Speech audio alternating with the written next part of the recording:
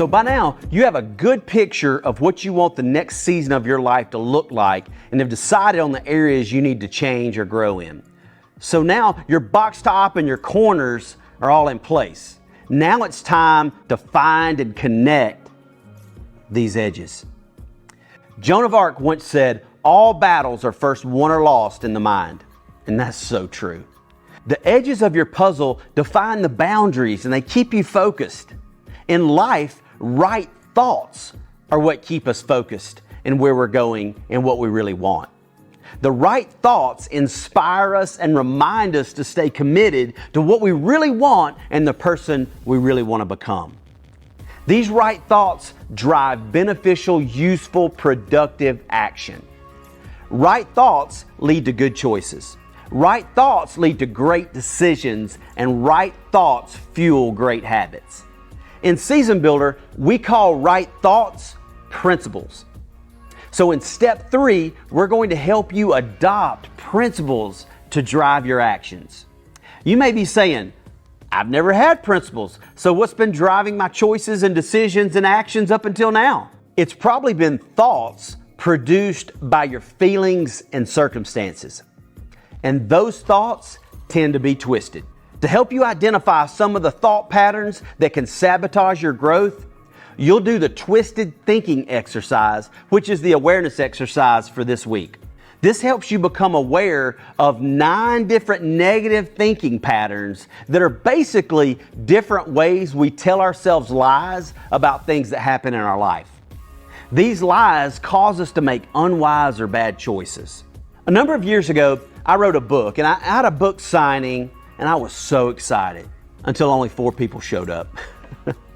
Twisted thinking kicked in on the drive home. Man, why did I even write this book? Nobody cares about you. Man, this book stinks. I'm not doing another thing to promote it. I'll never write another book. That was what was going in my mind. I let one negative event kick off a spiral of pity and defeat. I started lying to myself. The truth was, that was just something that happened. It wasn't a string of defeats that signaled the end of my life. But boy, did my thoughts take me there. That was an example of twisted thinking at its best. Or I guess its worst. As you go through the twisted thinking exercise, I'm sure you'll see some examples that you'll be saying, same. In addition to identifying and helping you combat twisted thinking, step 3 also equips you to fight the excuses you pamper yourself with that keep you stuck. Does this sound familiar? The alarm goes off at 6 a.m. You set it last night because you told yourself that you were working out today. And as you grope for the snooze, not feeling like going, all the excuses and negative thoughts start flooding your mind. I'll go tomorrow. I'm too tired.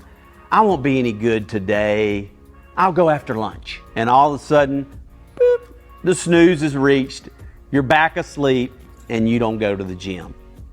You didn't feel like going. So your feelings fueled your excuses and then made the decision. One of the most important, if not the most important thing you can do to change and grow and mature is to adopt and live by principles rather than feelings and circumstances. So this is what I mean. What if you started reminding yourself right when the alarm started going off, hey, excuses will always be there, opportunity won't. Hey, my goals don't care how I feel. If I want a different result, hey, Taylor, you got to make a different choice. Or I have to choose what I want most over what I want now, which at that time is a little bit more sleep. Those are principles. Those are the thoughts that you plant and replant in your mind to stabilize you and propel you forward when you don't feel like it, when it's uncomfortable, when it's hard, when it's scary. Once you're aware of some of that twisted thinking you have, the next 2 exercises help you adopt your own principles to live by. The Free Space worksheet guides you in adopting universal principles. So universal principles are principles that you can apply to any situation, regardless of how you may be intentionally trying to change or grow in this season of your life. So you'll pick 4 of those. They can be general or biblical or any combination of the 2. So pick 4 that specifically speak to you and combat the lies that you tell yourself. The final exercise is the edges worksheet. In this exercise, you'll adopt 4 principles for each one of your corners that you've chosen. You'll see a link to the principal bank in your playbook. The principal bank has each corner at the top. You click on the corner and it'll take you down to a list of suggested principles that will inspire and motivate you in that growth area. The principles in the principal bank are just suggestions. If your dad always told you something that helped you, or maybe you remember a wise saying from your grandmother, feel free to use that as one of your principles. Hey, but pick sticky principles, ones that you will relate to well and that will stick with you.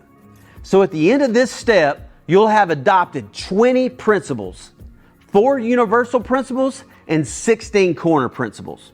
Remember, these are going to be the new thoughts that you're going to continuously plant and replant in your mind. So when it gets tough to do what you know you should do, you'll do it anyway. This is the next step that many people like the most. Enjoy connecting the edges.